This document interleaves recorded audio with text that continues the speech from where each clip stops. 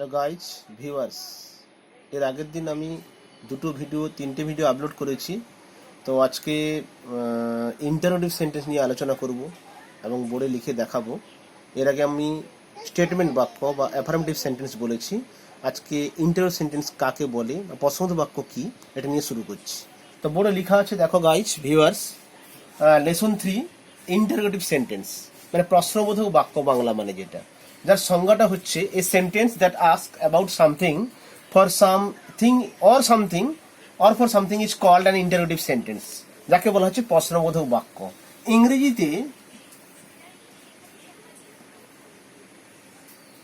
ইংরেজিতে কোশ্চেন দু রকমের হয়।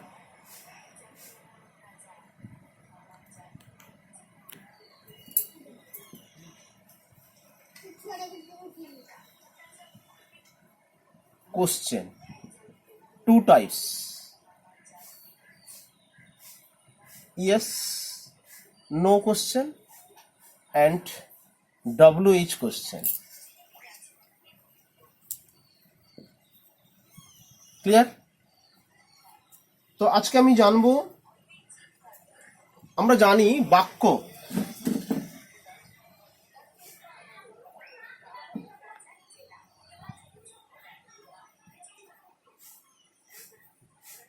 অর্থাৎ subject plus verb plus object, SVO। আগে আমরা শিখেছি বাক্যের গঠন, সাবজেক্ট ভার্ব অবজেক্ট। তো আমি প্রশ্নবোধক বাক্যের শুরু করতে গিয়ে কতগুলো রুল বলবো আমি।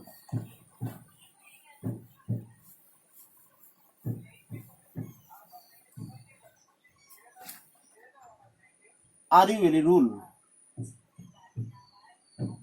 রুল নাম্বার 1, কোনো বাক্যকে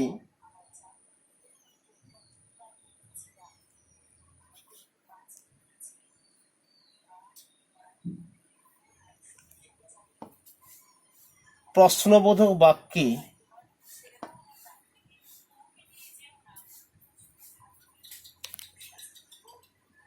পরিণত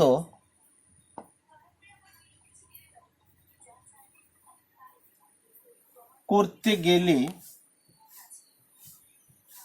বাক্যস্থিত সাহায্যকারী ক্রিয়া অর্থাৎ অক্সিলারি ভার্ব,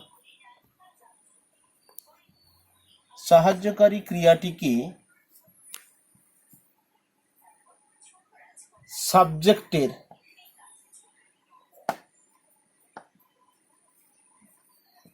এর সামনে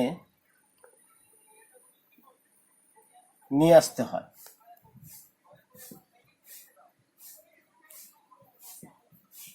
তবে বাক্যটি প্রশ্নবোধক বাক্যে পরিণত হয়। তাহলে আমি একটা এক্সাম্পল দেবো, তাহলে বুঝতে সুবিধা হবে। এক্সাম্পল,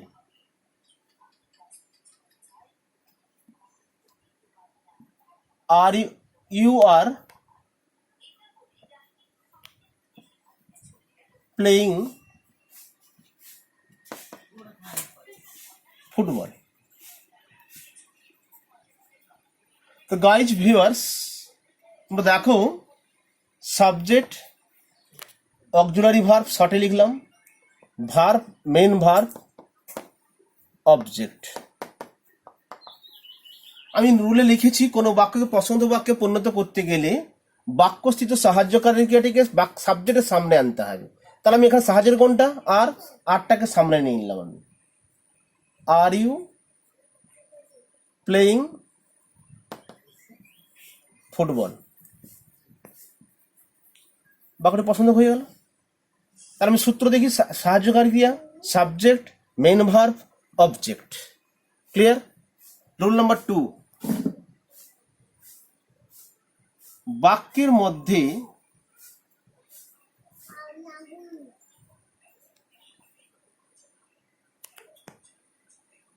সাহায্যকারী ক্রিয়া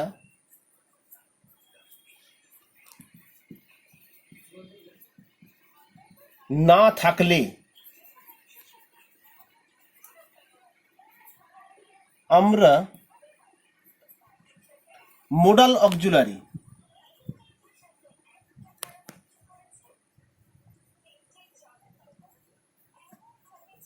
ভার্বটিকে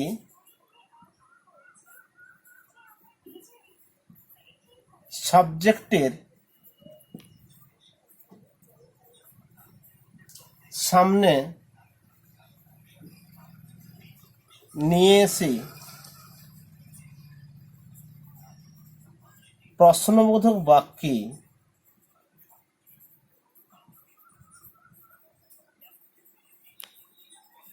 পরিণত করতে পারি।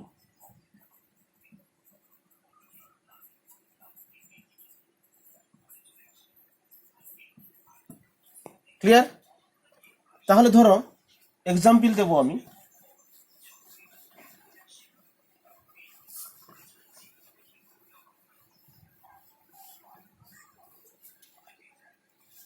এক্সাম্পল,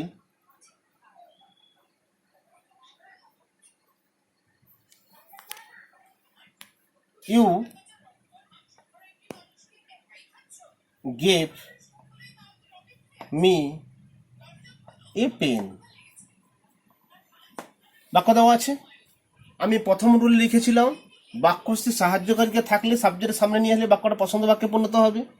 সেকেন্ড রুল লেখা আছে বাক্যের মধ্যে যদি সাহায্যকারী না থাকে তখন আমরা কি করব, মোডাল অক্সিলারি।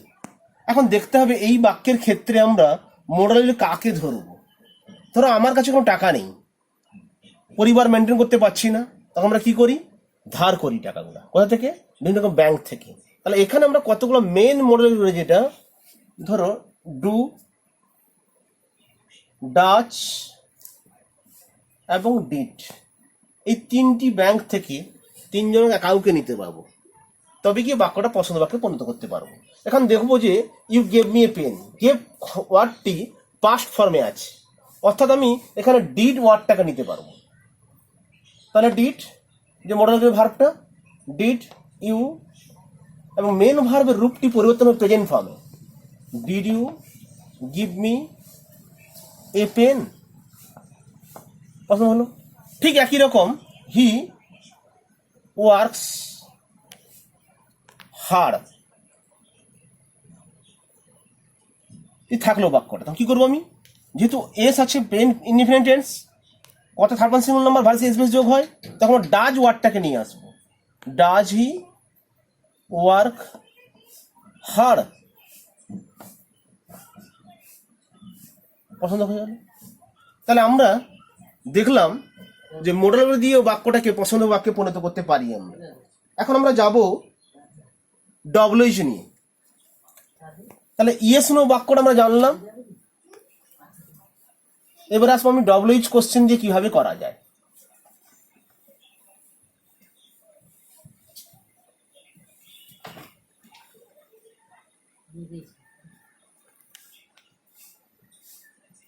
ডব্লিউএইচ কোশ্চেন, তাহলে ডব্লিউ যুক্ত ওয়ার্ড দিয়ে পছন্দ করলে আমরা কি কি জানি আছে, কি কি জেনে নেই। What, why, where, how, when, whom, which,